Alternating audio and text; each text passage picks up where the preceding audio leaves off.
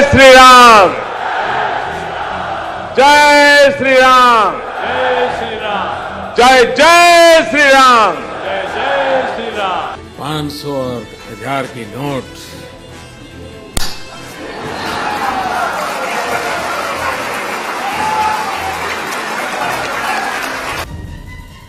तकलीफ झेली,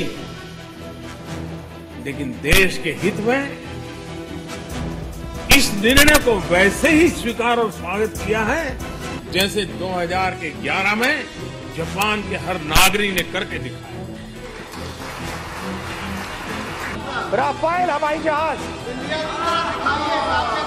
हमारी यूपीए की डील में हवाई जहाज का दाम 520 करोड़ रुपए प्रति हवाई जहाज। और इन्हीं विषयों पर, देश की सुरक्षा से जुड़े हुए विषयों पर ही इस प्रकार से खेल खेले जाते हैं। चौकीदार, चौकीदार। मैं कहना चाहता हूं चौकीदार चोर नहीं है, बल्कि हमारा चौकीदार प्योर है। पराक्रमी भारत के लिए भारत माता की, विजयी भारत के लिए भारत माता की, वीर जवानों के लिए भारत माता की। मोदी है तो भारत माता की, भारत माता की। पराक्रमी भारत के लिए भारत माता की, विजयी भारत के लिए भारत माता की, वीर जवानों के लिए भारत माता की, भारत माता की, भारत माता की। नमस्कार नमस्कार। जी हां, आप जो देख रहे थे, हमने इन नारों को इसलिए सुनाया 18 की पंचायत में, क्योंकि मुद्दा यह है अब कि 19 का फैसला किस मुद्दे पर होगा। कौन सा वो मुद्दा होगा जिसको मन में रखकर जनता वोट डालने का मन बनाएगी। यह बड़ा सवाल इस वक्त आ गया है, क्योंकि बड़े सारे बदलाव हुए हैं। आप इन नारों को सुनकर अंदाजा लगा सकते हैं। कुछ महीने पहले, कुछ दिनों पहले और अब में बड़ा फर्क आ गया है, क्योंकि दरअसल कुछ दिनों पहले तक सभी पसोपेश में थे, फिर 3 राज्यों में चुनाव हुए और उसके बाद एक हालात में बड़ा बदलाव आया। जहां बीजेपी का आत्मविश्वास गिरा, वहीं कांग्रेस का आत्मविश्वास बढ़ गया। उसके बाद राहुल गांधी एक बार जहां चढ़ने की कोशिश कर रहे थे, राफेल को लेकर के, बेरोजगारी को लेकर के, भ्रष्टाचार के मुद्दे को उठा करके, वहीं बीजेपी अलग अलग मुद्दों को आजमाने में एक के बाद दूसरे जुट गई। चाहे वो सवर्ण कहें या सामान्य वर्ग को आर्थिक आरक्षण देने की बात हो, वो लेकर आए, तो कभी टैक्स में छूट देने की बात लेकर आए। कई मुद्दे एक के बाद आजमाने में बीजेपी लगी रही। राम मंदिर का मुद्दा भी जोर शोर से उछाला गया, लेकिन कुछ भी चलता दिख नहीं रहा था। और फिर आया फरवरी का महीना और वो दिन 14 फरवरी का, पुलवामा, और उसके बाद से हालात बिल्कुल बदलते चले गए। और आज आप देखिए तो बीजेपी का आत्मविश्वास आसमान में है और अब कांग्रेस को मुद्दे तलाशने पड़ रहे हैं। ऐसे में सवाल यह उठता है कि इस बार का मुद्दा क्या होगा। और चुनाव से पहले दरअसल यह मुद्दों का युद्ध है जो इस वक्त छिड़ा हुआ है। कौन सा मुद्दा बनेगा सबसे बड़ा चुनावी मुद्दा? 18 की पंचायत में आज बात इसी पर, और मेरे साथ जुड़े हुए हैं तमाम मेहमान। मेरे साथ सैफ अली खान, कांग्रेस के नेता, अनुराग भदौरिया, समाजवादी पार्टी के प्रवक्ता, देवेंद्र शुक्ला साहब, राजनीतिक विश्लेषक, और अजीत शुक्ला साहब भी मेरे साथ सेफोलॉजिस्ट जुड़े हुए हैं। इसके अलावा हरिशंकर जैन साहब अध्यक्ष हैं हिंदू फ्रंट फॉर जस्टिस के, मेरे साथ जुड़े हुए हैं। मेरे साथ जुड़ रही हैं नेहा शालिनी दुआ, बीजेपी की नेता। आप सबका बहुत बहुत स्वागत है। बहुत बहुत शुक्रिया। मैं सबसे पहले सियासी मेहमानों के पास जाऊं, उससे पहले एक एक टिप्पणी में लेना चाहूंगा राजनीतिक विश्लेषक और सेफोलॉजिस्ट से। अजीत शुक्ला जी, जो हाल 14 फरवरी से पहले बीजेपी का था, क्या वो हाल अब कांग्रेस का हो गया है? बाजी पलट गई है। 14 फरवरी से पहले बीजेपी तलाश रही थी, मुद्दों को आजमा रही थी एक एक करके कि किस मुद्दे को लेकर जाएं। कोई मुद्दा चलता नहीं दिख रहा था, अब कांग्रेस को यह करना पड़ रहा है, मानेंगे आप? निसंदेह। इससे एयर स्ट्राइक के बाद बीजेपी को बहुत बड़ा फायदा मिला है बीजेपी को, और खासकर बीजेपी के कार्यकर्ताओं में बहुत ज़्यादा उत्साह देखा जा रहा है। देखिए, ये जो इम्प्लीकेशंस है कि क्या हर राज्यों का अलग अलग कास्ट सिनेरियो है, स्ट्रैटिफिकेशन है, अलग अलग सोशल स्ट्रैटिफिकेशन है, वो तो अलग चीज़ है, लेकिन ओवरऑल अगर देखा जाए तो ओवरऑल भारतीय जनता पार्टी को फायदा मिलता दिख रहा है। ठीक है, मैं आऊंगा कैसे आप ये कह रहे हैं, आपका आधार क्या है, लेकिन देवेंद्र शुक्ला जी, आपको भी ऐसा लगता है कि इस वक्त अचानक से तस्वीर बदल गई है और अब मुद्दा बीजेपी के पास है और कांग्रेस को तलाशना पड़ रहा है? देखिए, जो एयर स्ट्राइक और पुलवामा के बाद जो तमाम सारे डेवलपमेंट हुए हैं, उनसे अगर आप ये कहेंगे कि बीजेपी को फायदा होने जा रहा है, तो यही एक सवाल बनता है कि फायदा हो रहा है या नहीं। इस चीज में तो कोई संशय नहीं है कि बीजेपी को इस फ्रंट पे कोई नुकसान होने जा रहा है, क्योंकि बीजेपी को नुकसान यहां पे तब होता जब वो इस इंसिडेंट के बाद उस तरीके से रिस्पॉन्ड न करता। तो जो जनअपेक्षा थी उसी हिसाब से रिस्पॉन्स हुआ है। तो मुझे ऐसा लगता है कि फर्स्ट हैंड में अभी जो मुद्दों के मामले में बीजेपी के हाथ में एक जैकपॉट लग गया है, और कांग्रेस को कुछ दिनों में या तो इसको डाइल्यूट करना होगा, अदरवाइज इससे बहुत ही अलग कोई दूसरा ट्रेंड ढूंढना होगा जिससे कि वो मुकाबले में टिके रह सकें। ठीक बात। तो यानी कि इस वक्त ऐसा लग रहा है, और ऐसा लग नहीं रहा है बल्कि बीजेपी में फैसला हो चुका है, बीजेपी की रणनीति बदल चुकी है, बीजेपी का नारा बदल चुका है, बीजेपी के अब नए गीत गढ़े जा रहे हैं। बड़े गीतकार प्रसून जोशी की मदद इसमें ली जा रही है, जिन्होंने पिछले चुनाव में भी एक गीत की रचना की थी, और इस बार अब राष्ट्र भावना से ओतप्रोत गाना लिखा जा रहा है, जो बहुत जल्दी आपके सामने होगा। और मोदी जी के पिछले 2 दिन के भाषणों पर आप गौर करेंगे तो सब कुछ अब पीछे छूट गया। सौभाग्य योजना, उज्ज्वला योजना और तमाम योजनाएं, और अब अगर बात हो रही है कि आतंकवाद से लड़ने की, राष्ट्रवाद को उभारने की। सैफ अली खान, जो मुश्किल में कुछ दिनों पहले आप डालते नजर आ रहे थे मोदी जी को, अब आप खुद मुश्किल में पड़ गए, आपके नेता मुश्किल में पड़ गए। सबसे पहले बहुत बहुत शुक्रिया अजय साहब, आज आपके साथ जो है फिर मौका मिला, धन्यवाद। हम हमेशा इंडियन नेशनल कांग्रेस जो है मुद्दों पे चुनाव लड़ती आ रही है साहब। शहादत के ऊपर जो है उसको भुनाने की कोशिश जो है हमने कभी भी नहीं की। बड़ा अफसोस की बात है कि आज एयर स्ट्राइक के ऊपर जो है खिताब लिए जाते हैं, इससे पहले जो है सर्जिकल स्ट्राइक का खिताब लिया जाता है। हमारे देश में जवानों ने 1947, 1975, 1971 और 1999, सुनिए मैं बताता हूं, की शुरुआत तो कांग्रेस ही करती है साहब। आप ये देखिए, कांग्रेस शुरुआत करती है। मैंने आपको ये तारीखें इसलिए बताई कि हमारी जवानों की कामयाबी आज से नहीं, जब से हमारा देश बना है तब से होती आ रही। और आज देश का यह हाल है कि हम वर्ल्ड टेररिज्म रैंकिंग में, जहां पहले 4थे स्थान पे थे पाकिस्तान से नीचे, आज उससे ऊपर आ चुके हैं। आज हम 3रे ऐसे स्थान पे हैं इन टर्म्स ऑफ टेररिज्म के ऊपर, हमारी रैंकिंग बढ़ चुकी है। हमारे देश में 3750 से ज्यादा जवान जो है वो शहीद हो चुके हैं। हाँ। आपको ये भी याद दिलाना चाहता हूं, जिस दिन हमारा इंडियन एयरफोर्स यही फर्क है, यही फर्क है कि छोड़ा गया। कुछ दिनों पहले आप सवाल उठा रहे थे, जवाब बीजेपी को देना पड़ रहा था। अब सवाल बीजेपी उठा रही है, जवाब आपको देना पड़ रहा है। नहीं साहब, आज भी ये सवाल वैसे ही अजय साहब वैसे के वैसे कायम है। और वो क्यों है? हाँ। आज मैं अगर ये बोलना चाहूं, राउटर्स की रिपोर्ट क्या कह रही है साहब, कि 4 दिन पहले जो सैटेलाइट, इससे अटैक होने से 4 दिन पहले जो सैटेलाइट की पिक्चर्स थी, हाँ। वो अटैक होने के बाद जो है, हाँ। अटैक होने के 6-7 दिन बाद भी वैसी की वैसी है। मतलब क्या हुआ ही नहीं? बहरहाल सुनिए, कुछ हुआ ही नहीं। हम ये पाकिस्तान तक ने मान लिया, अब आप तो मान लीजिए। अब सुनिए साहब, और यही बात मोदी जी जाके कह रहे हैं, मौका दीजिए, आपने कि कौन असली है और कौन नकली हिंदुस्तानी है, आज भी उन्होंने कहा है। सुनिए, मैं ये बोलता हूं साहब, जब इंडियन एयरफोर्स जनरल जो हैं, वो इस बात का खुलासा नहीं कर पा रहे कि कितनी कैजुअलिटीज या कितने टेररिस्ट जो है वो मार दिए गए हैं। बीबीसी न्यूज, वर्ल्ड न्यूज जो है वो ये कह रही है कि एक भी आदमी नहीं मरा है। यहां तक कि हम आज ऑपोजिशन है। सुनिए, कांग्रेस यही तय नहीं कर पा रही है, क्या कहेंगे जो 2 सेंट्रल रिजर्व पुलिस फोर्स के जो घर वाले हैं, जो 2 लोग पुलवामा में पुलिस वाले मारे गए थे, उसके घर वाले जब पूछते हैं कि प्रूफ हमें दीजिए, तब उसके ऊपर सवाल उठाना चाहिए। मुद्दा क्या हो रहा है? शामली में जो एक मां है, जो एक सोल्जर की, प्रदीप कुमार की जो मां है, कि हमें तो ये देखना है कि हमारे जवानों की शहादत आज भी हो रही है। जिस दिन एयरफोर्स पायलट छोड़ा गया था, उस दिन भी 9 सोल्जर्स जो है शहीद कर दिए गए थे, एक महिला और 2 बच्चे को गोली मार दी गई थी। सैफ हमेशा ji Ajay ji thank you so much.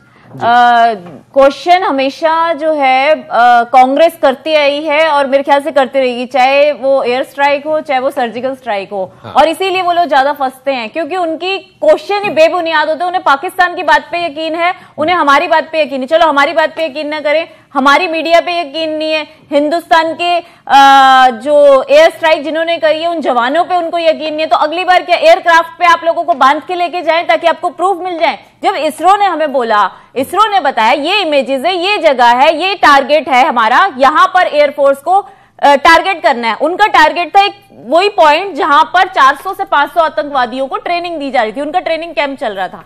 अब जब ट्रेनिंग कैंप चल रहा है, आपको पूरी जानकारी है, आपको सैटेलाइट के जरिए सारी इमेजेस दी जा रही है, उसके बावजूद भी आप क्वेश्चन कर रहे हैं कितने पेड़ गिरा के आए हो, या कितने क्या कहते हैं इनके कपिल सिब्बल जी कहते हैं कि कितने मारे, तो कितने क्या मारे, किससे आप क्वेश्चन कर रहे हो? आप बार बार बोलते हो कि हम भाजपा से क्वेश्चन कर रहे हैं, तो भाजपा एक सेकंड वो इमेजेस उन्होंने 250 बताती हूँ आपको टेलीकॉम डिपार्टमेंट पे भी यकीन नहीं होगा। उस वक्त पे वहां 250 से 300 के करीबन फोन जो थे वो एक्टिवेट थे। इस वजह से कहा गया। अब आप टेलीकॉम डिपार्टमेंट भी झूठ है, वो भी बिका हुआ है और मीडिया भी इंडियन बिकी हुई है। सिर्फ पाकिस्तान जो है वो सच्चा है। ये जो कह रही है वो एंटी आरोप की तरफ से आया तक जो है वो टेलीकॉम कवर करता है। अगर आप डिवाइड करेंगे पर उसके ऊपर जो है तो आप अगर ये 300 को डिवाइड करेंगे तो कुछ भी नहीं। टारगेट एरिया पे 1000 किलो बॉम्ब फेंका जाए तो बॉडी के पार्ट एरिया हमने वैसे भी मैं आपको प्रश्न कर दूं, जवानों से सवाल नहीं किया, हमने अपनी आर्मी आप लोग भटक गए, हमने सवाल किया है जनता पार्टी के राष्ट्रीय अध्यक्ष अमित शाह जी। होल्ड ऑन अनुराग, जो कहते हैं 250 लोग मार दिए, एयरफोर्स जनरल ने कोई खुलासा नहीं किया अभी तक। अनुराग सुन लीजिए मैं दोबारा आता हूं आपके पास। आज की बहस का मुद्दा है ना, हमारे जवान मारे जा रहे हैं, आज की बहस का मुद्दा ये नहीं है। भाजपा को अपने जवानों पे यकीन है, उन्होंने नेहा शालिनी दुआ जी, सैफ अली खान साहब, आप लोग की आवाज को मैं थोड़ी देर के लिए रोक रहा हूं। मैं दोबारा लौट कर आऊंगा क्योंकि आप लोग मुद्दे पर से भटक गए। इस पर बहुत बहस हो चुकी है आप पिछले दिनों में, ये बहस का मुद्दा नहीं है। बहस का मुद्दा तो ये है, और अनुराग जी आप समझ रहे होंगे वहां से कि पॉलिटिक्स का पूरा डिस्कोर्स चेंज हो गया है, मुद्दे बदल चुके हैं इन दिनों। अब आपके पास क्या मुद्दा है? कुछ दिनों पहले तक आप लोग पूछ रहे थे कि मोदी जी के पास क्या मुद्दा है, बीजेपी के पास क्या मुद्दा है। अब वो पूछ रहे हैं कि आपके पास क्या मुद्दा है? हमारे पास तो आतंक से लड़ाई मुद्दा है, राष्ट्रवाद मुद्दा है। मैं जब सुबह उठता हूं टीवी खोलता हूं तो एक आवाज आती है, और जैसी गाड़ी में बैठता हूं तो रेडियो से एक आवाज आती है। आवाज है, भाइयों बहनों मैं रोजगारों से पूछने आया हूं कि उनकी समस्या क्या है, उनसे सुझाव लेने आया हूं, गांव वालों से सुझाव लेने आया हूं, मैं किसानों से सुझाव लेने आया हूं, मैं युवकों से सुझाव लेने आया हूं, मैं गरीबों से सुझाव लेने आया हूं मैं। अरे भैया 5 साल तक आपने सुझाव नहीं लिया, अब तो 1 महीने बाद इलेक्शन है, 5 साल का बता देते, 5 साल आपने किया क्या? उनके बारे का आपको रिपोर्ट कार्ड देने का वक्त है, तो आप रिपोर्ट कार्ड जब देने का वक्त है तो आप खुद ही क्वेश्चन पूछ रहे हो कि मैं सजेशन लेने आया हूं। अब सजेशन लेने का वक्त थोड़ी है, अब आपको बताने का वक्त है कि 5 साल की सरकार में हमने क्या किया, क्या किया हमने इन लोगों के लिए जिनके लिए आप चिल्ला रहे हो बार बार हम आपसे सजेशन लेने आए, उनके लिए क्या किया आपने, युवकों के लिए क्या किया आपने, किसान के लिए क्या किया आपने, गरीबों के लिए क्या किया आपने, महिलाओं के लिए क्या किया आपने, किसानों के लिए क्या किया आपने, विपक्ष का मुद्दा क्या है? तो अब सुझाव लेने आ गए। तो हमारा क्लियर बात है कि मैं बोल तो रहा हूं यही मुद्दा जो मैं आपको गिना रहा हूं, ये मुद्दे नहीं है क्या? इंसान का रहना बहुत जरूरी है। किसान जब अन्न पैदा करेगा तब अन्न खाएगा आदमी, तब कहीं लड़ने जाएगा। जब हमारा अन्न नहीं मजबूत होगा, हमारा किसान मजबूत नहीं होगा, हमारा युवक मजबूत नहीं होगा, हमारे यहाँ का जो बेरोजगार जब तक रोजगार पे नहीं होगा, किससे लड़ोगे आप? इसलिए असली मुद्दा यही है बेरोजगारी, किसान, युवक, महिलाएं, पहले हमें मजबूत होने की जरूरत है। अगर हम ही कमजोर रहेंगे तो लड़ेंगे किससे? और साथ साथ कोल्ड स्टोरेज की जो कोल्ड स्टोरेज की कैपेसिटी है उसे बढ़ाया गया है। पहले 3600 कोल्ड स्टोरेज थे पूरी भारत में, अब बढ़कर 4000 से ऊपर उसका आंकड़ा हो गया है। तो ये भी एक बहुत बड़ा अचीवमेंट है। और आपने किसानों को सम्मान दिया है, सुरक्षा बहुत बड़ी। मैं हरिशंकर जी के हरिशंकर जी शक्तिकरण पे आप बात कर रहे हैं तो महिलाएं जो आज बहुत सशक्त हैं, पहले महिलाओं को कहीं भी चाहे टपर बोल रही, कम से कम सम्मान तो कीजिए दूसरे का। सम्मान कर रहे हैं, आपका जवाब दे रहे, आपका जवाब दे रही हूँ, आपका जवाब दे रही हूँ। भाषा पर गौर करें, अपनी अपनी भाषा पर, जनता सब देख रही है। संस्कार सीखिए, संस्कार यही। हरिशंकर जैन साहब, हरिशंकर जैन साहब अध्यक्ष हैं हिंदू फ्रंट फॉर जस्टिस की तरफ से। सुन लीजिए आप लोग, नहीं आपके पास में, आप लोगों के पास दोबारा लौटूंगा। हरिशंकर जी, हरिशंकर जैन साहब, आप अध्यक्ष हैं हिंदू फ्रंट फॉर जस्टिस की। आपको लोग जानते हैं कि आप राम मंदिर मुद्दे को लेकर पैरवी करते रहे लंबे अरसे से अदालत में, और लेकिन अब इस बार जो चुनावी मुद्दा है वो क्या है? जब बात होती है कि आतंकी मरे या नहीं मरे, स्ट्राइक हुआ या नहीं हुआ, यह बहस देश के भीतर चल रही होती है, और मोदी जी कहते हैं कि जिसके रगों में भारत हिंदुस्तान का खून बह रहा होगा वो सवाल पूछेगा क्या? तो मुद्दा क्या बनता है? साफ तौर पर कहना चाहता हूं कि जो लोग जवानों की शहादत पर और इंडियन आर्मी पर सवाल उठा रहे हैं वो देश के गद्दार हैं और वो पाकिस्तान से कहीं ना कहीं से सपोर्ट हो रहे हैं। पहली बात, मतलब कांग्रेस पाकिस्तान से सपोर्टेड है। यस, अब बहुत बड़ा इल्जाम लगा रहे हैं। मैं कह रहा हूं, और जो उनके माँ बाप हैं, जिन सीआरपीएफ पुलिस वालों के जो माँ बाप है या उनकी फैमिली है, क्या वो भी टेररिस्ट है? या शामली में जो एक माँ थी, जो माँ है, जो जवान की, प्रदीप कुमार की माँ है, वो सवाल पूछती है क्या वो भी टेररिस्ट है? या आप सर्टिफिकेट देंगे कि हम देशभक्त हैं? पहले उनको अपनी बात पूरी रखने दीजिए, फिर जवाब देना आऊंगा आपके पास। बीच में मैं आपको बिल्कुल नहीं बोला जी, आप बोलिएगा, मैं कुछ नहीं बोला, मुझको बिल्कुल बोलिएगा, मैं सुनना चाहता हूँ क्या कहेंगे आप। पहले बात पूरी कर ले। अब जैन साहब जी बताइए आप। मैं आपको बतलाना चाहता हूं कि आर्मी की अपनी विशेषता होती है। अगर आर्मी यहां से कूद के और वो लोग वहां गए पाकिस्तान के अंदर, कितने कैजुअलिटी से कोई मतलब नहीं है, पाकिस्तान की संप्रभुता पर हमला किया, ये क्या कम बात है? क्या मनमोहन सिंह के जमाने में, कांग्रेस के जमाने में आज तक कहीं पाकिस्तान पर अटैक हुआ था? मैं पूछना चाहता हूं आपसे। 2008 में जब बॉम्बे का घटना हुई थी, इतने लोग मारे गए थे, तो क्या कांग्रेस का कोई नेता गया था आक्रमण करने के लिए? कितने लोग मारे गए? सवाल नहीं है। सवाल यह है कि हमारी आर्मी ने और मोदी जी के नेतृत्व में एक आदेश दिया कि जाओ पाकिस्तान पर अटैक करो। तो आप इसका श्रेय मोदी जी को देते हैं, और ये मुद्दा है, चुनावी मुद्दा आपको लगता है? बिल्कुल है और रहेगा। और सुन लीजिए, मौका दीजिएगा, रुक जाइए, अभी पीछे मत बोलिए। ठीक है, आपने कह दिया। अब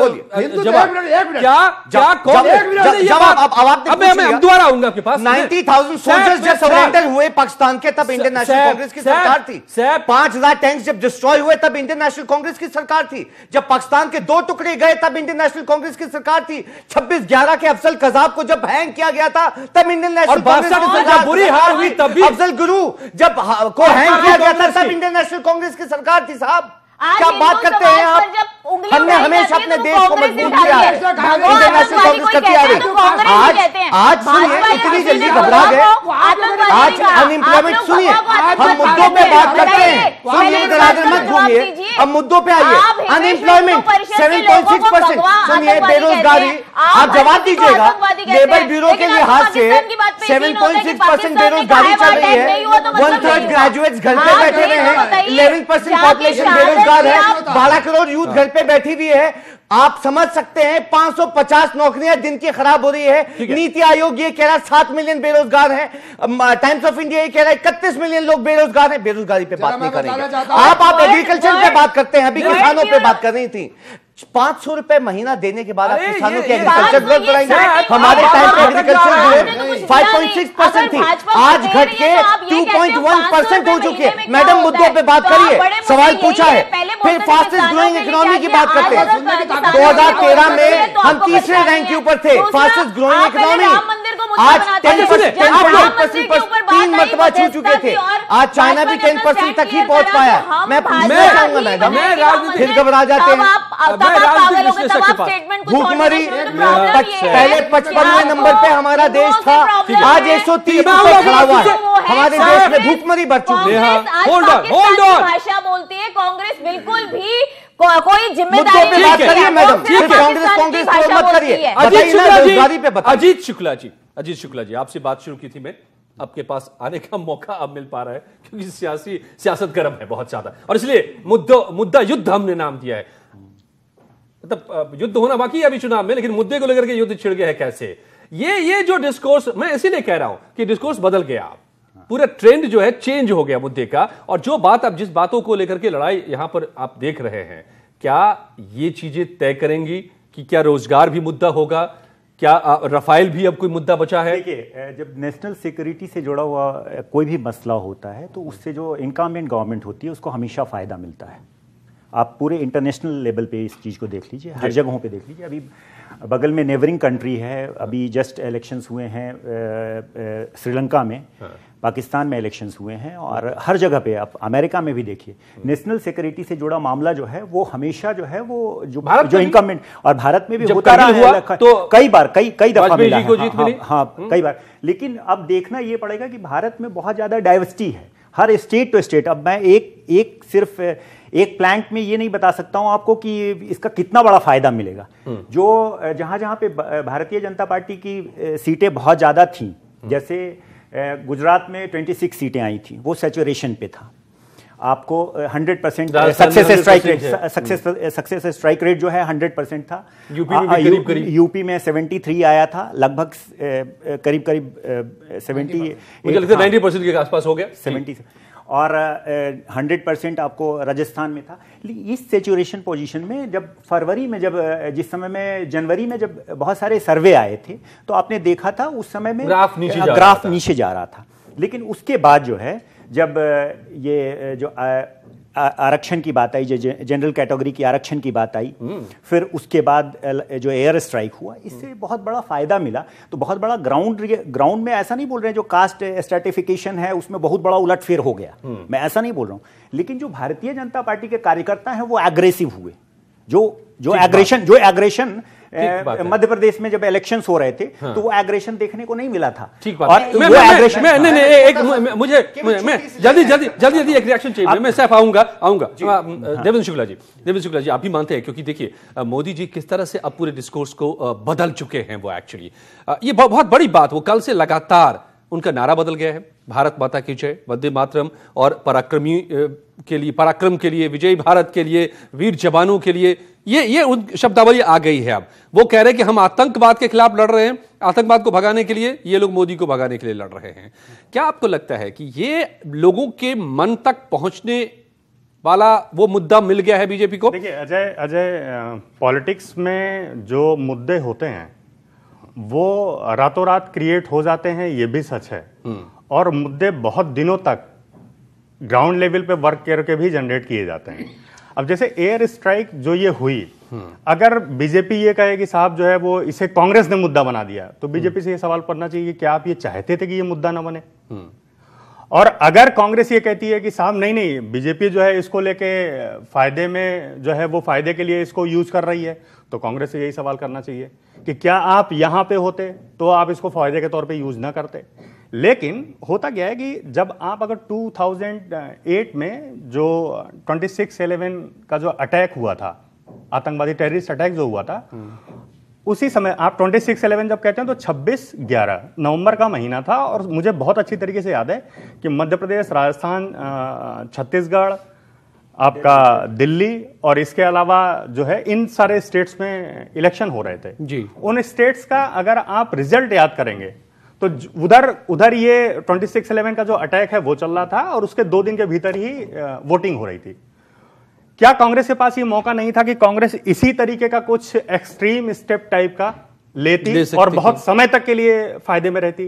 या क्या इसके पहले जब कांग्रेस ने कुछ भी ऐसा किया है, चाहे वो आप जो है बांग्लादेश को अलग करने की बात करते हो तो उसको भी आप तमगे तो तौर पे इस्तेमाल करते हैं, वो ठीक है कि नेशनल प्राइड का विषय, इसमें कोई शक नहीं।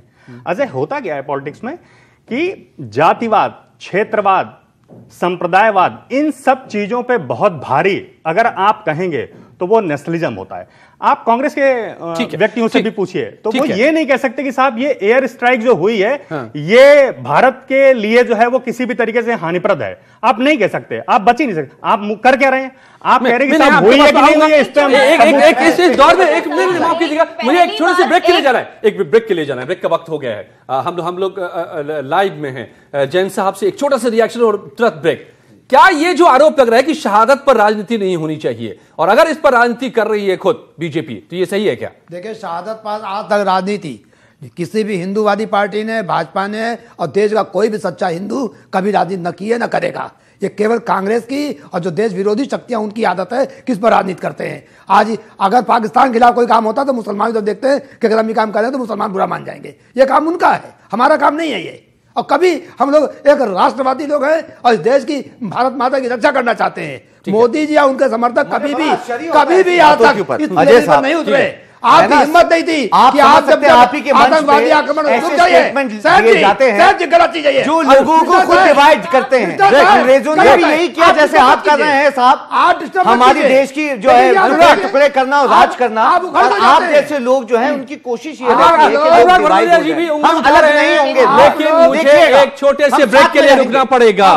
यहां पर मैं कुछ सवाल छोड़े जा रहा हूं जिस पर हम लौटेंगे। जो बात यह है कि शहादत पर राजनीति सही है या नहीं, लेकिन क्या जो कुछ अभी एयर स्ट्राइक के तौर पर हुआ पुलवामा के बाद, उस पर राजनीति का गेट खोलने की गलती कई विपक्ष ने ही तो नहीं की, सवाल उठा करके, और वहीं से राजनीति इस पर शुरुआत हुई और इसके बाद अब उसका एडवांटेज ले रही है बीजेपी। एक और दूसरा बड़ा सवाल यह है कि अगर रातों रात मुद्दे बन जाते हैं तो फिर 5 साल के कामकाज का हिसाब किताब का क्या? किस पर होना चाहिए फैसला? कुछ ही पलों में 18 की पंचायत, 19 का फैसला किस मुद्दे पर? स्वागत है आपका एक बार फिर से। आप देख रहे हैं 18 की पंचायत और सवाल है कि 19 का फैसला किस मुद्दे पर होगा, और क्या अब पुलवामा और एयर स्ट्राइक के बाद मुद्दे बदल चुके हैं? मुद्दा अब राष्ट्रवाद हो गया है, मुद्दा आतंकवाद से लड़ाई का बन चुका है, बाकी मुद्दे पीछे छूट गए क्या? तो फिर बाकी मुद्दों का क्या होगा? अब अनुराग भदौरिया जी, मैं आपसे शुरू करूंगा। पिछले बार में नहीं आ पाया आप ब्रेक से पहले, दोबारा आपके पास। क्या विपक्ष ने ही यह मौका मुहैया कराया सवाल उठा करके? उसमें शामिल थे आपके भी नेता, यह सवाल पूछ करके कि आप एयर स्ट्राइक की बात कर रहे हैं तो कितने मरे ये गिन के बताइए लाश, और यहां से राजनीति की शुरुआत हो गई इस पूरे मुद्दे पर, जो आज आपके लिए अब मैं उल्टा पड़ रहा है। अजय जी, मैंने अभी एक घटना पहले जब आपने पूछा था तो एक भाइयों बहनों सुनाई थी। दूसरी सुनाता हूं कि आज मैंने देखा एक होर्डिंग लगी थी लखनऊ में जिसमें लिखा था नया यूपी बनाना है। तो भैया कौन सा नया यूपी जिसमें कि सांसद जी महोदय विधायक जी को जूता ही जूता पीटेंगे, या विधायक जी सांसद जी को जूता जूता पीटेंगे? ऐसा आप नया उत्तर प्रदेश बनाना चाहते हैं? या कि कोई विशेष जाति धर्म का व्यक्ति अगर अपना सामान बेच रहा है उसको आके भगवादारी पीटने लगेंगे, ऐसा उत्तर प्रदेश बनाना चाहते हैं? या आप ऐसा उत्तर प्रदेश बनाना चाहते हैं कि जहां पे अगर किसी को कोई मार दे, जाबाज इंस्पेक्टर को मार दे, उसके बाद अगर वो किसी विशेष दल का नेता हो, बजरंग दल का, तो उसको गिरफ्तार नहीं किया जाएगा? या आप ऐसा उत्तर प्रदेश बनाना चाहते हैं जहां विधायक किसी रेप केस में फंसा हो, पार्टी उसको और भारतीय जनता पार्टी अपनी पार्टी से निकाले? या ऐसा उत्तर प्रदेश बनाना चाहते हैं जहां पे फिर ये भी बहुत सारी बात आपको गिना देंगे, चाचा भतीजे से लेकर के जाने क्या क्या कह डालेंगे? बनाना चाहते हैं कि जहां पे उस पर न जाइए, आदमी को रात में आप गोलियों से उड़ा टाइम लिमिटेड है, उसके बाद उसको इनकाउंटर की संज्ञा देने की कोशिश करें, लेकिन अगर नहीं दे पाए उसके बाद आप कैसा उत्तर प्रदेश? ये नया उत्तर प्रदेश हमें नहीं चाहिए। हमें ऐसा उत्तर प्रदेश चाहिए जिसमें लोग शांति से रह सके, जैसे हमने बनाया था, मेट्रो दी थी जिसमें लोग आप उद्घाटन कर रहे हो। ऐसा उत्तर प्रदेश चाहिए जहां पे स्टेडियम हो, जो हमने दिया था, स्टेडियम जहां 2020 मैच खेले जाते हैं। ऐसा उत्तर प्रदेश चाहिए जहां पे एक्सप्रेस वे बनाओ, जो हमने बना के दिया। ऐसा उत्तर प्रदेश चाहिए जहां पे महिला सुरक्षा के लिए 1090 हमने बना के दिया। आतंकवाद मुद्दा है आपके लिए कि नहीं है, ये बताइए। आतंकवाद आपके लिए मुद्दा है या नहीं है? पेंशन 500 रुपए गरीब महिलाओं को हमने लेके दिया। आतंकवाद मुद्दा, आतंकवाद से जहां बेरोजगारी भत्ता हमने दिया। ये हमारे मुद्दे, विकास के मुद्दे जिसपे हम बात करते हैं और डंके की चोट पे बात करते हैं। भारतीय जनता पार्टी की तरह तो फिर लाशों की गिनती क्यों कर रहे थे भाई? तो लाशों की गिनती क्यों चल पड़े थे आप लोग? अखिलेश यादव जी ने मेट्रो शुरू की थी, ये काम उन्होंने के बाद कोई लेना देना नहीं है। मैं पूछना चाहता हूँ क्या ये मुद्दा तो आपके लिए, अगर ये सारे मुद्दे थे एक साथ खड़े रहते सरकार के पास, सरकार को मुद्दा बनाने का मौका नहीं मिलता। क्या छत्तीसगढ़ में की नहीं की? आप तो बनारस को क्यूटो बनाने वाले थे। लेकिन बनारस को क्यूटो बना दिया आपने हमेशा अपने वहां की पुलिस के हाथ बांधे रखे, इसीलिए क्राइम रेट इतना बढ़ गया यूपी में कि वहां लड़कियों के साथ रेप केस होते हैं, लड़कियों के साथ बलात्कार किए जाते हैं और बच्चों तक के साथ भी बलात्कार होते हैं। तो ये ऐसा यूपी आपने हमें दिया था जो कि मोदी जी के आते साथ ही, योगी जी के आते साथ ही वहां पर सबसे पहले गुंडों के ऊपर शिकंजा कसा गया, वहां के गुंडों को साफ कहा गया या तो रुक जाओ या तो यहाँ रहना है तो तमीज से मैडम 45% क्राइम बढ़ गया उत्तर प्रदेश में, 24% क्राइम बढ़ गया है महिलाओं पे। सुनिए 8 रेप दिन की एवरेज निकल के आ रही है, बहुत अफसोस की बात है आपकी सरकार में। पहला कोई प्रधानमंत्री 45% क्राइम। समझिए पकड़िए मुद्दों को आप यहाँ पर, कमाल की बात है, ये मुद्दा युद्ध है। क्राइम रिकॉर्ड ब्यूरो कुछ और कहता है, मैडम आप कुछ और कहती है। उससे पहले किसकी मानी जाए? आपके के बैठे रहते थे जब तक सोनिया जी कुछ नहीं कहेंगे। जैन साहब आप कह रहे हैं, कोई परमिशन नहीं ठीक है, आपको क्या जी बहुत आप मुझे लगता है मुद्दे को पकड़ नहीं पा रहे हैं। मैं कुछ फैक्ट फिगर बताना चाहता हूं। अब आप मुद्दे तलाश रहे हैं, देश की सेवा में, राष्ट्र की सेवा। अब तक बीजेपी तलाश रही थी, अब आप तलाश रहे, आप मुद्दे को पकड़ नहीं पा रहे हैं। देश हित कुछ है ही नहीं है। आप क्वेश्चन करते हो एयरफोर्स पे, आर्मी पे, हमने तो कभी क्वेश्चन नहीं किया। हमने कहा कभी, हमारी गवर्नमेंट ने कभी कहा कि कितने मार के आए हो, कितने मार के आए हो। आपने अपनी बात कह दी। गरीब सुन लीजिए, देना देश हित नहीं है, इसको देश हित किसको बोलते हैं? बेरोजगार को रोजगार देना। आप एक बेरोजगार के पीछे पड़ रहे हो। को थोड़ा रुकना मुश्किल होता है।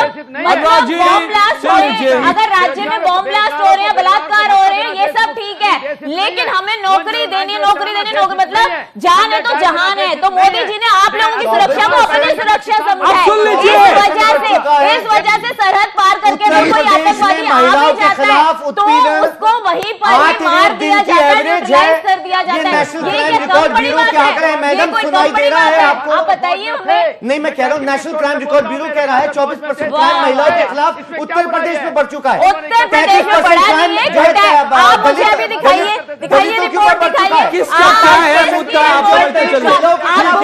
आप गूगल पर कोई नहीं समझ पा रहा है आप लोगों की खिचड़ी को।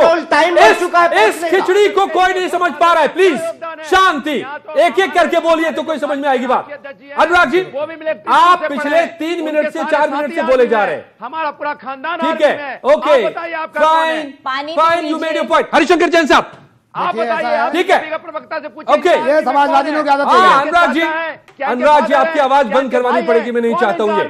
अनुराग जी की आवाज नहीं आ रही है। देखिए मैं आपको बता दूं जी, ये समाजवादी पार्टी वाले क्या बात करेंगे, सुन लीजिए, मैं आपको फैक्ट और फिगर सुन लीजिए। अनुराग जी 7 जून 2013 को अखिलेश गवर्नमेंट ने आदेश किया था 19 आतंकवादियों को छोड़ दिया जाए जो जेलों में बंद थे। मैं फैक्ट और फिगर दे रहा हूं, 19 आतंकवादी थे जो संकट मोचन मंदिर से लेके कचेरी ब्लास्ट से लेके कई जगह थे, उसको छोड़ने का काम समाजवादी पार्टी ने किया था। लेकिन जैन साहब, आपको लगता है कि देश में अब यही सबसे बड़ा मुद्दा है और मुद्दे कोई नहीं बचे? आतंकवाद ही सबसे बड़ा मुद्दा है, राष्ट्रवाद ही सबसे, देश ही नहीं बचेगा।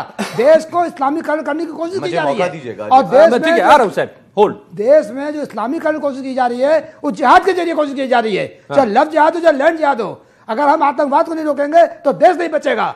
इसलिए सबसे पहला मुद्दा देश को बचाने के लिए आतंकवाद को रोकने का है। सबसे बड़ा थ्रेट ही जिहाद है। आपने भी तो इसके ऊपर डिबेट की थी कितनी बड़ी। तो जिहाद को खत्म करना है तो ये इन लोगों के लिए मुद्दा ही नहीं है, लेकिन हमारे लिए बहुत बड़ा मुद्दा है कि जिहाद वाला टेररिज्म हटाना है तो देश को एक होना ही पड़ेगा। देखिए ऐसा है, बहुत ज्यादा मैं लंबा नहीं बोलूं, मैं आप लोगों की आदत मेरी नहीं है। ठीक, सांस्कृतिक रूप से, आर्थिक रूप से, आत्मिक रूप से, सब तरह से इस देश का इस्लामीकरण करने की कोशिश की जा रही है और वो जिहाद चल रहा है, लैंड जिहाद चल रहा है। कौन कर रहा है इस्लामीकरण? प्रॉपर्टी के नाम पर 4 लाख एकड़ जमीन हथिया ली गई है देश की, जो आर्मी के पास नहीं है। तो ये 5 साल में उसको, अगर ये बात सच है तो 5 साल में उसको मुक्त करा लिया होते हैं। आपके 5 साल में आएगा, आपकी सही होगा। अब आएगा तब मोदी जी के सामने बहुत बड़े बड़े काम थे। एक मिनट, मोदी जी के सामने बहुत बड़े बड़े काम थे। पहले देश की सेना को सही करना था, जो चीज मोर्चा लेना था, डोकलाम भी भिड़ना था,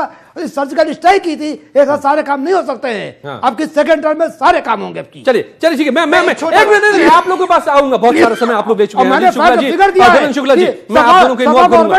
सपा गवर्नमेंट ने 7 जून 2013 को 19 आतंकवादी छोड़ने का काम किया था। उसको कोर्ट अगर स्टे न किया होता तो सब बाहर हो गए होते। क्या बात कर रहे हैं लोग? क्या अनुराग जी आऊंगा, प्लीज प्लीज। जैन साहब के जैन साहब बता दें, देश को बता दें कि आर्मी में इनका क्या योगदान है। ठीक है, ठीक है। अजीत शुक्ला जी, मुझे एक सवाल सिर्फ लग रहा है। सुन लीजिए अजीत शुक्ला जी, मुझे एक सवाल। ग्रेटर नोएडा में पहुंचे थे वो, और उन्होंने कहा कि अब अभी तक हमने इन 5 सालों में बुनियादी मुद्दों पर काम किया है, अब बड़े मुद्दों पर मैं काम करूंगा अगले 5 सालों में। यानी विकास की बात भी वो कर रहे हैं, लेकिन क्या विकास के मुद्दे पर चुनाव इस देश में नहीं लड़े जीते जा सकते? आखिरकार ऐसा इमोशनल मुद्दा कोई चाहिए ही चाहिए होता है। देखिए, भारत में जो है बहुत ही कॉम्प्लेक्स जो स्ट्रेटिफाइड सोशल ग्रुप्स हैं। हाँ। हर स्टेट्स में अलग अलग हैं।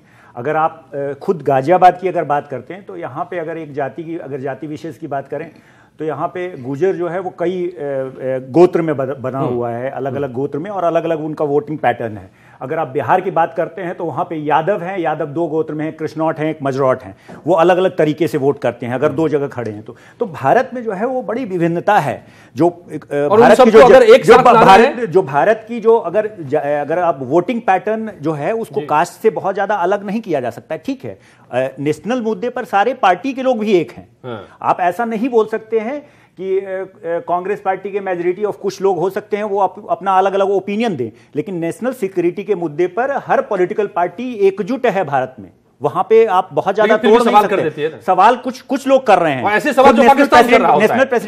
नेशनल प्रेसिडेंट ने कोई सवाल नहीं किया। उसने एयर स्ट्राइक को जो है खुद आके सबसे पहले ट्वीट किया था, आपने देखा था। लेकिन के सभी नेता ने सवाल कर दिया, उनके बाद के जितने नेता है, हाँ, इक्के दुक्के लोगों ने किया है। नहीं, उसमें कपिल सिब्बल साहब भी शामिल हैं, उसमें खुर्शीद साहब भी शामिल हैं, उसमें नवजोत सिद्धू साहब शामिल हैं, और भी नेता हैं। इनका पॉलिटिकल होमवर्क सही ढंग से नहीं किया होगा, इसलिए चिदम्बरम साहब शामिल हैं। कौन बचा? अगर पॉलिटिकल होमवर्क अगर अच्छे से नहीं किया होगा, आपको लगता है कि इस चीज ने दरअसल इस मुद्दे को मुद्दा बना दिया? इस मुद्दे पर अगर ये सवाल ये करते हैं तो इससे नुकसान होगा कांग्रेस पार्टी और विपक्षी पार्टी। और जितना ज्यादा सवाल करेंगे उतना ज्यादा नुकसान होगा, क्योंकि ये परसेप्शन का मामला है। यहाँ पे नेशनल इशू जो है, नेशनल सिक्योरिटी से जुड़ा जो मामला है, उसमें कास्ट, क्रीड और पार्टी एफिलिएशन से ऊपर उठकर लोग ये सोचते हैं। और ये कैसे जो आप कह रहे हैं, मैं इसको मोदी जी की स्पीच के एक वाक्य को देते हुए आप देवेंद्र शुक्ला जी पूछूंगा कि उन्होंने कहा है कि इस देश में जिसकी लहू में, जिसकी रगों में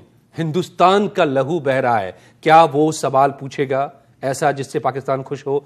आप समझ रहे कहां बात को ले जा रहे हैं? राहुल गांधी या कांग्रेस पूछ रही है तो क्या वो हिंदुस्तानी है भी या नहीं, यहां तक सवाल चला जा रहा है। ये देखिए, ये कांग्रेस को समझ में आ रही है क्या? बड़ी सिंपल सी बात है कि बीजेपी और कांग्रेस दोनों ही पार्टियां अपने नेशनल जो इनका स्वरूप है उसमें कहीं ना कहीं पोलराइजेशन किसी न किसी रूप में चाहती हैं, क्योंकि दोनों को ही ये फायदेमंद लगता है। अब बीजेपी के लिए हमेशा से रहा है, उसको पता है कि एक समुदाय विशेष का वोट उसे नहीं मिलना है, और कांग्रेस को ये बहुत अच्छी तरीके से पता है कि साहब अगर नेशनल इलेक्शन होगा तो बीजेपी के अगेंस्ट में जो जाना है उसका सबसे बड़ा फायदा हमको मिलना है। इस एयर स्ट्राइक के बाद हुआ क्या है, या ये सारा जो प्रकरण अभी पिछले 10 दिनों में जो चल रहा है या 15 दिनों में चल रहा है, आप उसमें देखिए कि जितनी छोटी छोटी पार्टियां हैं वो तुरंत कांग्रेस के इर्द गिर्द आने की कोशिश कर रहे हैं। आम आदमी पार्टी जिसने कांग्रेस को दिल्ली में नेस्तोनाबूद कर दिया, 0 पे पहुंचा दिया, वो इनसे बात कर रही है। कांग्रेस में 2 धड़े हो गए कि एक जो था वो इस चीज का सपोर्ट कर रहा था कि हाँ साहब इनके साथ आना चाहिए, तब दिल्ली 7 सीटों के लिए ऐसा हो रहा है। यूपी में जो अलायंस है वो फिर से री अलाइनमेंट होने लगा जी। तो अगर घबराहट नहीं है तो क्या है? हाँ, 2 महीने हैं, आप इलेक्शन में जाइए, कैंडिडेट तैयार है तो अपने फील्ड करिए, दिक्कत क्या है? समय। तो अगर घबराहट नहीं है तो मत करिए, छोटा सा मौका।